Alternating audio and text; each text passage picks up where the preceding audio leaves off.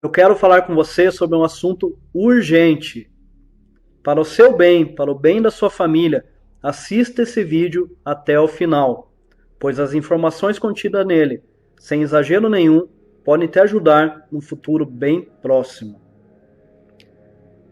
O título desse vídeo é o Protocolo Coronavírus, onde eu vou compartilhar com vocês um vídeo de um americano que fala bastante coisa sobre o vírus, dá bastante informação real e informações importantes sobre ele e como se prevenir, como se cuidar. Mas antes de compartilhar esse vídeo, eu quero mostrar algumas informações rápidas para vocês. Como todos sabem, o coronavírus chegou no Brasil. E agora, o que fazer? Tem muita gente, infelizmente, brincando, fazendo meme, mas este é um assunto sério. Para vocês terem uma ideia, as mortes podem chegar a milhões.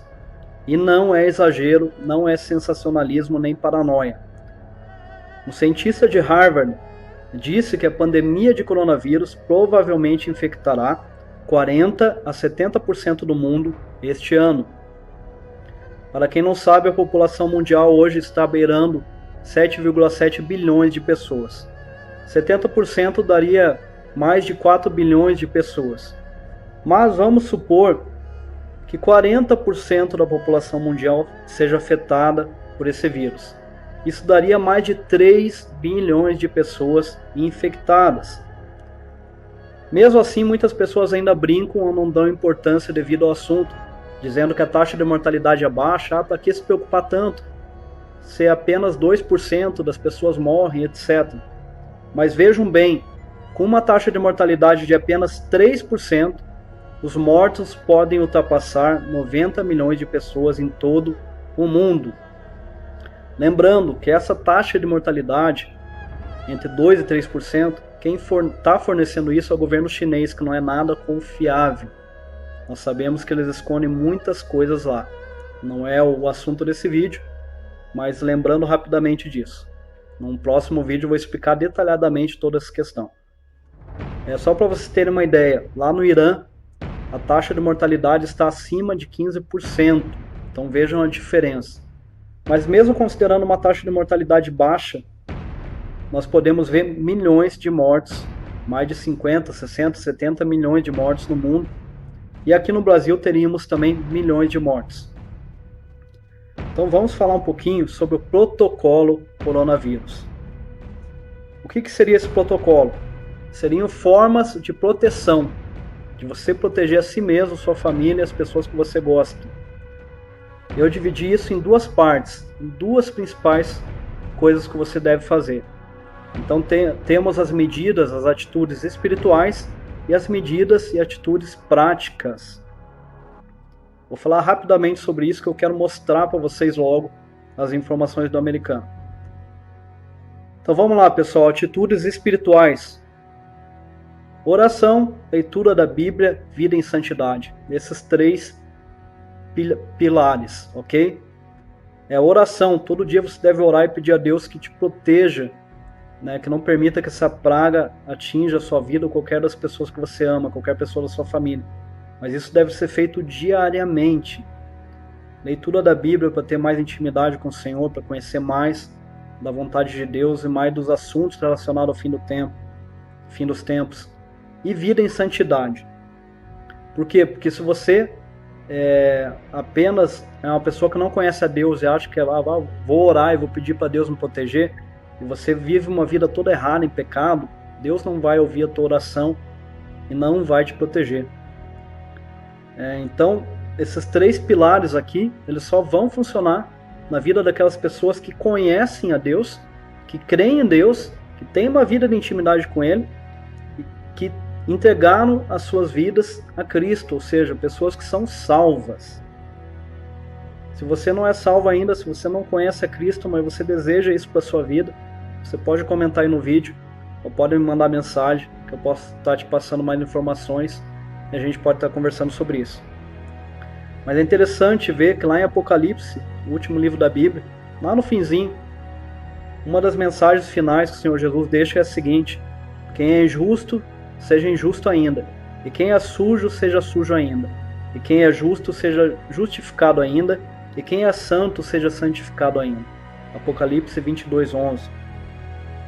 Ou seja, está mostrando que conforme o tempo fosse passando, se aproximando o fim dos tempos, aquelas pessoas que fazem coisas erradas, elas iriam fazer mais coisas erradas ainda, iriam se sujar mais e mais.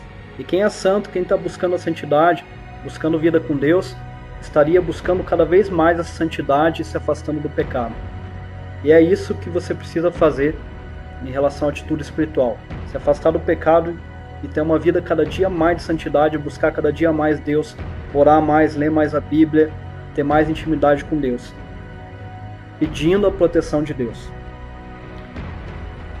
E daí muitas pessoas podem falar, mas a Bíblia diz, 1000 cairão ao teu lado, 10.000 ao teu direito, mas tu não serás atingido.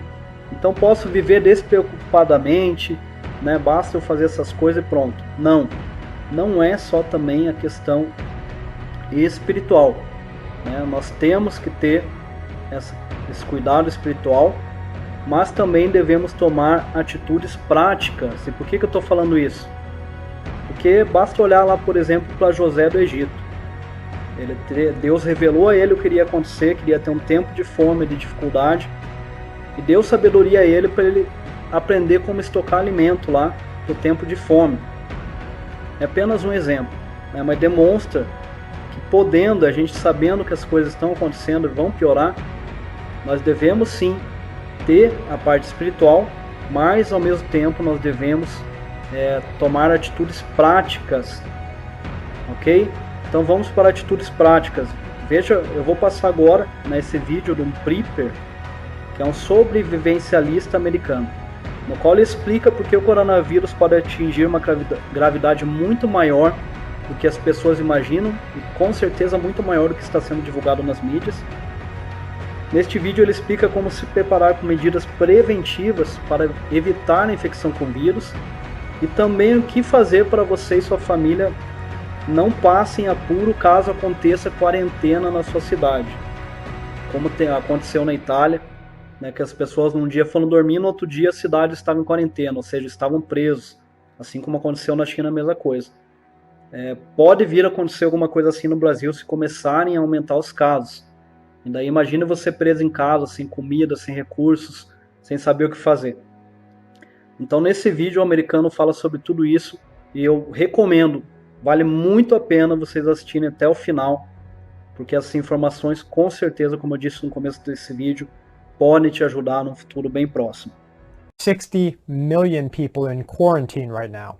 Their city borders have been blocked by concrete blockades, military personnel with firearms, concrete trucks, dump trucks, city vehicles. They are locked in. They may not leave the city. This only happens when a government is concerned that they would rather sacrifice the people inside the quarantine zone than expose the people outside of the quarantine zone. It's a matter of the lesser of two evils. To understand really why this virus is so dangerous, let's discuss its reproductive value. Its RO value, R naught value. The R naught value or the RO value is a term that shows through scientific evidence how many people are likely to become infected by one individual. Let's go over some numbers here. What's the difference between this flu and the annual flu or the seasonal flu? And a lot of people are saying, wow, look at how many deaths from the seasonal flu. Don't even worry about this virus. Don't be silly. The seasonal flu infects millions of people every year, but it affects mostly the weak and immune, the old, and the very young infants. This disease, on the other hand, infects and affects young and healthy individuals. Case fatality ratio, or CFR, for the annual or seasonal flu is less than 0.1%. Let that sink in for a moment. Case fatality ratio for the 2019 Wuhan coronavirus is between 3% and 10% as the numbers continue to be confirmed and as they mature. 30 times more deadly than the flu. Throw that number into the face of somebody who says, well, the flu kills more people every year than this, so don't worry about it. Those are ignorant people that are choosing to believe exactly what they want to believe. They're only looking at the data they want to. Flu spreadability, or the R0, R0 value of the seasonal flu, is between 1 and 1.28. And yet this spreads to tens of millions of people every year. The Wuhan virus, RO value, is between 2 and 5.8. Anytime you have a value above 1, that means this virus will continue to spread. The seasonal flu is 1 to 1.28. And it spreads to millions of people every year. This disease, between 2 and 6. Researchers are warning that it's going to spread to hundreds of millions if extreme measures are not taken. Isolation, quarantine, shutting down the borders. With the seasonal flu, a few people need ICU, of course, the young and the old. A few percent of those who contract the seasonal flu require ICU and intubation, oxygen, things like that. The Wuhan virus, 1 out of 4 people, 25%, require intensive care units. This means that if your family gets it, it's going to spread to between 2 and 6 other people in close proximity. And 1 out of 4 of them are going to need to go to the hospital, into the ICU, to get intubation or to get help breathing, to get taken care of. This is much more dangerous. This is a pandemic and a virus of global proportions. The 1918 Spanish flu infected 500 million people with a reproductive value of 1.8. The coronavirus, 2 to 6, 2 to 5.8. The Spanish flu killed 50 million people because they didn't have an immunity to this type of virus. Every person walking this planet right now does not have an immunity to this coronavirus. There is confirmed human-to-human transmission right now with no direct correlation to Wuhan. How many people are infected across the United States right now? They don't know. It takes 24 hours for laboratory work to get sent to the CDC in Atlanta, Georgia, and to get confirmed. However, for days now, hundreds of samples have been sent, and we've only heard confirmation and negative results of a very small percentage of those hundreds of samples. Why is that? The whole story is not being told here. In our community, we have to make a decision on when the risk of infection is greater than the risk of economic loss from not going to work. When is it greater than the economic or the social risk of isolation? Having your kids stay home from school. To go over this, I made this PDF last night for a couple of friends, Jordan and Devin, and a couple of other people. They are a little bit younger and starting to see that a virus like this has the chance to change the world. So of course there's some concern there. When do you cut it off? When do you stay at home? When do you take that in-between time where you don't do what the masses are doing and do what's important for you and your family. So I created this PDF last night. I titled it A Personalized Tiered Response to the Biological Threat NCOV 2019 Wuhan Coronavirus. I'm going to put this up for everybody, the public, on our Patreon page, patreon.com/full spectrum survival. Step 1, threat identification. Is the threat regional, continental, or global? Right now, the threat is global. What is the threat's origin? China and mammalian crossover. What is its incubation period? Up to 14 days.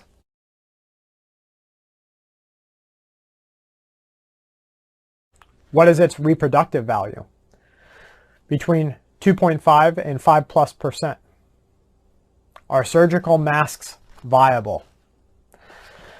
This is where things are changing right now. We're discovering that the micron value of this virus is very, very small. That has worldwide implications. Where did it come from? How did something happen to make it so small? Will anything short of NBC suits be viable? So there's a little bit of an unknown there. What's the viral load? How much do you need to take in to get sick? This is why any sort of filtration is better than no filtration, but avoidance is the best behavior. Is it airborne or fluid? Both. What's the official response? The World Health Organization is currently labeling this as a high global threat. This means that the likelihood of a global pandemic, worldwide loss of life, is high. Sustained general transmission. Yes, there's known 4th generation transmission right now. So let's talk personal response. Hygiene. Through threat limiting through isolation and quarantining the exposed. Hygiene, of course, is the most important thing. Because if you do get exposed, even if you don't know it, proper hygiene measures will help limit your threat. Use particulate control through face masks, gloves, and eye protection. Avoid close contact. Avoid same room contact when possible. Put on particulate protection using clean, freshly washed, and dried hands only. Remove your gloves first. It's because behind your gloves, if you put them on with clean, sterile hands, hygiene hands, behind them, you'll have clean, sterile fingers. And now you can take off your mask. Now you can take off your goggles. If you don't do that, if you touch your mask, you touch your eyes with dirty hands, with possibly contaminated hands, the droplets, the virus that's sitting right here, has a real quick way to move into your eye there. As you touch your cheek, taking off your mask, or the back of your head with dirty hands, the virus only has to make it from there to your nose, from here to your mouth, back somewhere else to where you later put your arm up. Most important thing. Wash your hands after. Shoes should remain outdoor in a controlled bin. Disrobe and set your clothing to be washed. So this, of course, is when you have potential exposure. Shower from head to toe. Dry and discard your towel for cleaning. Note these measures are for the in-between. Please go print this out if you think it's going to help you. These measures are for the in-between time. When officials say you're not quarantined to stay home yet, they're not closing down corporate workplaces, but they know that that potential is just days away. How many more people become infected during that time? When they're still going to Walmart, going to work, kids are going to school, going to college. thousands, millions become exposed. So these measures are for the in-between time. China is under a full corporate-wide shutdown right now. Everything except critical infrastructure, police, medical services, power, communications.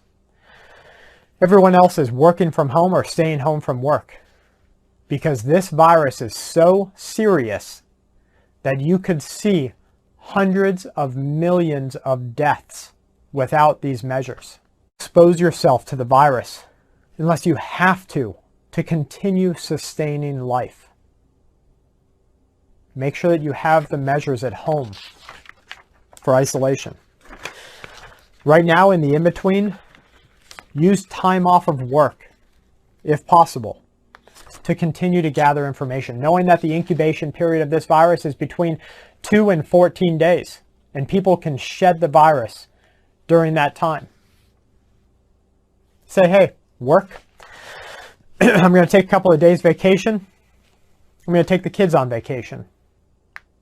Don't go to Disney World. Stay home and monitor what is happening. Order your supplies. Discuss it with your family. If time out of work is not possible, paid time off or vacation leave or just sick time, you have to set a personal trigger. You have to say just what the government says. If X happens, I do Y. If A happens, I do B. What your own personal trigger is completely up to you. Is it verified sustained transmission here in the USA, in Europe? Is it an explosion of case confirmations? Is it the first US death? That's up to you, and it's impossible to help you with that. But you have to make that decision. This trigger could be widespread statewide contamination, limited school-wide or workplace contamination, or a personal concern of infection that outweighs the economic and personal loss of income and social exposure. But you have to decide that. You're going to need a water filter on hand. I suggest a $20 Sawyer mini filter. It can filter 100,000 gallons of water. But it won't filter out viruses. At least it's not proven to, especially not of this micron size. Boiling your water for 3 minutes will. Chlorine disinfection will kill the virus. Knowing how much bleach you need to add, just a couple of droplets per gallon, to kill viruses, may save lives. Disinfectant spray down is 1/4 cup of bleach for 1 gallon. So have bleach on hand. Have a minimum of 3 weeks worth of food and medicine. This may seem like a lot. It may seem daunting, but it's not. We did a video, Kelly and I think it was 2 years ago, on how you can store weeks worth of food for $20. 25 pounds of rice at a big box store costs $20 or less. This rice can be placed into a plastic HDPE number 2 bucket. These are food safe buckets. You can buy them at Walmart. You can get them online. You probably have some at home. That 25 pounds of rice has the following nutritional information. 252 servings. So let's say you're a single person, 3 servings a day. You have 3 months worth of rice per serving. You're not getting a lot of calories here, but you are eating when other people are not. This bucket, this $20 bucket, has 40,000 calories worth of food, 37,800. Just one bag. $20, 40,000 calories. Even if you were to eat so much rice you got your 2,000 calories a day, you'd still have weeks worth of food for $20. To make this rice, you're going to place 2 cups of water for 1 cup of rice for 2 servings, or a little over 2. You're going to bring the water to a boil. You're going to add the rice and stir it in. You're going to let it come back up to a simmer. A simmer means that you brought the temperature down and there's just little bubbles happening all the time. Cover it and leave it alone for 20 minutes. After that time, it's done. Add your spices. You can add canned meat, canned vegetables. And now you have a healthy, fortified food. $20. For your $20 investment, you have $60 to $84 or 84 days worth of food for one person. You're going to multiply it, of course, as necessary for other people. Purchase sugar, purchase flour, and place them into 5-gallon buckets. Add the cheapest oil that you can find. Add corn syrup. No, it's not healthy, but it goes a long way. Dense in calories, cheap. It's a lot healthier than the coronavirus. Add vegetable shortening. It's about the same as corn syrup. Canned fruit and vegetables. Canned meat. Salt and spices. If you spend $100, you are literally going to have a month or more of food for you and your family. Some people will ask, is now the time to put it on credit? If I have to internalize that question, yes. For you, you have to make up your own opinion and decision on that. Medicine. There's lots of great natural medicines.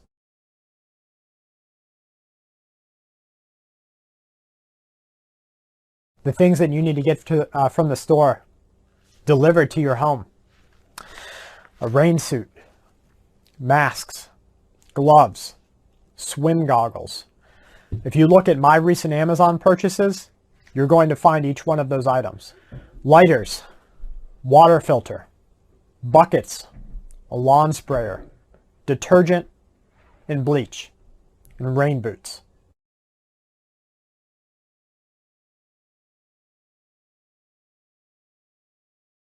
Two to 15%, excuse me, of the people who get sick with this are dead or dying. Hundreds of millions are to be infected if it continues. Tens of millions will die. 60 million people are quarantined to their city. They have run out of masks. They cannot buy 25 pounds of rice. They're stuck. You have the opportunity to make tomorrow's quarantine easier, to make your personal isolation easier. The government doesn't want to issue a forced self-isolation period or a quarantine until it is too late to contain it. As soon as they do, it will be like the worst storm or hurricane panic buying spree that you have ever seen. Look at masks right now. Go online right now and try to find level 3 or N95 masks. And you're either going to pay an exorbitant 4 times the price,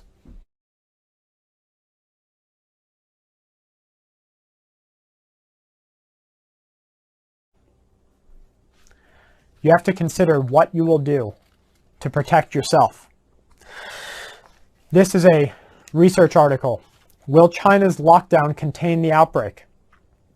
I can go through minutes of this article. This is from Science News.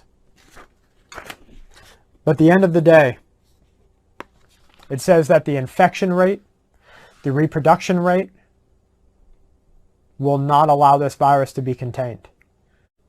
If we continue exponential growth, we are looking at a global killer, a population decimating disease. I urge you to start shopping from home. Consider how you're going to get supplies now, so that when that panic run happens, you and your family are ready. A trigger that sets off the economic collapse? It could be, but I'd rather be poor and healthy, poor and alive, than rich till the day you become infected. This has to be taken seriously. I hope that you will do your own research. Don't go off of just what I've said here. Look at the numbers for yourself. Follow the individuals who are intelligent, the physicians who are more concerned about getting real information out than they are about sugar-coating the information or following voted protocol. It's better that you know what is happening than to remain in the dark.